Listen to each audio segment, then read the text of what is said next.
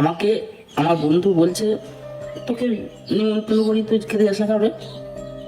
তো আমি সত্যি কথা খুলে বললাম, আমি বললাম দেখ ভাই, তোরা বন্ধু তো আমরা 4-5 জন, তার মধ্যে আমি হচ্ছে ছোট কাজটা শিডিউল। তো আমরা যখন তুই 4-5 জনকে নিমন্ত্রণ করিস, তো আমরা 4-5 জন একসঙ্গে খেতে যেতে বাড়িতে। কিন্তু দেখেছি তোর মা সবার সাথে এক ব্যবহার করে, আমার সাথে এক ব্যবহার করে, সবাইকে এভাবে করে খেতে দেয় আর আমাকে দূর দূর থেকে এভাবে খেতে দেয়। তা ওটা আমার কিন্তু খুব কষ্ট হয় যে আমি শিডিউল বলে আমার বেলা এভাবে খেতে দেয়।